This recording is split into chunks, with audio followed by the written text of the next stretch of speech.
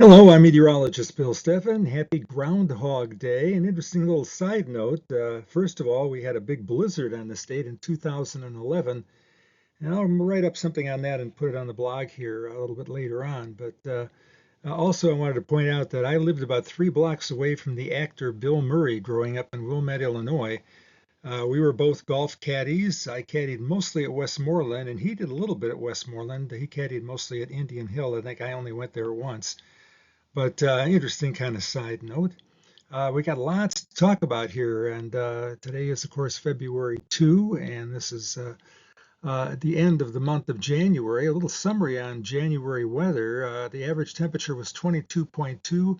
That's 10 degrees below freezing, so a lot of ice formed in the inland lakes. Ice fishing has been good here these past couple weeks. 2.6 degrees colder than average. The highest temperature was 47. And the coldest was 6 below zero. We had a couple of days when that polar vortex swung by and sent our temperatures down in the single figures during the day and below zero at night.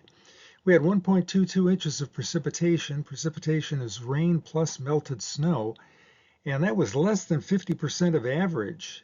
Despite that, we still got 21 inches of snowfall. We didn't get much in the way of rain during January. A lot of days when we had a little bit of snow, but not much. There were 16 days with measurable snow, and only 4 days all month when we had no snow at all. Not even a flake fell.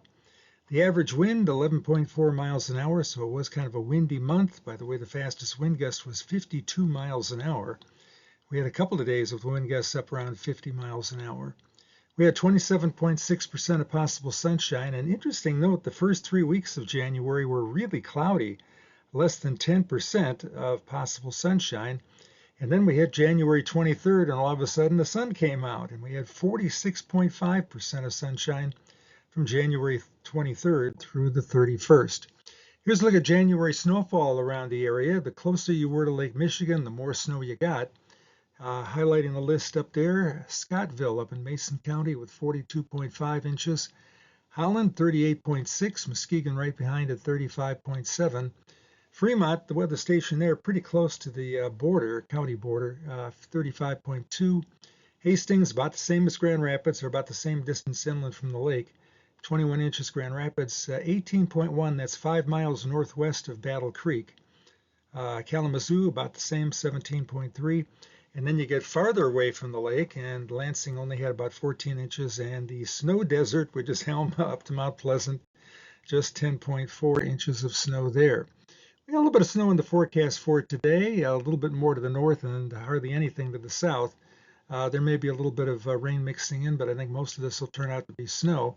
Trace to 1 inch south of Grand Rapids, 1 to 3 inches off to the north. There could be some slick spots, mainly in the morning and mainly north of Grand Rapids, so keep that in mind. But temperatures will climb up pretty close to freezing, and I would think with the help of a little bit of salt that the main roads, at least from about Kent County south, should be in pretty good shape, just kind of wet.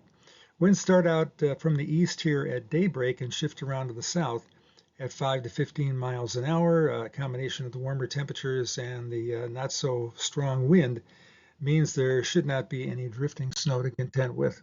But this was an interesting picture. Saw this on the Gluro camera from Toledo that's looking out over Lake Erie. There's a power plant in the distance, and it's belching out some steam. It kind of looks like a white tornado, doesn't it? Kind of interesting with the cloud cover there. Um, Quite a bit of ice in the western part of Lake Erie.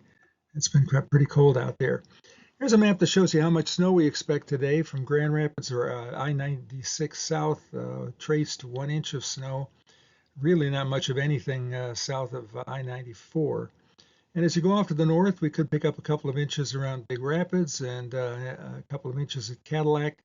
Those places where you see the darker blue is where we expect the 2-inch snowfalls. And again, those are the areas to look for possible icy spots on the roads here during the morning and midday. 38 degrees our temperature here today, high temperature, mostly snow, a little bit of rain mixed in, mainly north of Grand Rapids. Look for winds to be southeast to south at around 5 to 15 miles an hour. Here's a look at the next 5 days, kind of a sloppy day out there. Precipitation may taper off here during the afternoon this Sunday. 38 degrees on Monday, so again above freezing. Tuesday, a cold day, but probably dry. Will be mostly cloudy. And then a chance of a little mix of precipitation here on Wednesday. Not a big storm, but temperatures close to freezing. So I can't rule out an icy spot or two on Wednesday. Thursday, there'll be a chance of a few snow showers, but again, not too terribly cold at around 35 degrees. Got a lot going on this weekend. You might want to take in the Michigan International Auto Show. I don't know if I'm going to make it this year, but the many years I have. And a great way to take a look at the new cars that are out there. You don't have to worry about fighting the snow or rain or anything like that. Everything's all polished and ready to go for you to see. Tickets start at $12 for adults, $5 for children. It's on today from 10 a.m. to 5 p.m. And cars looking pretty good out there. I could tell you some stories. If you see a robot walking around here, tell them Bill Steffen said hi. I had fun doing a little comedy routine with the robot here a couple of years ago. Grand Rapids Rise, one of our newest teams here in town to root for.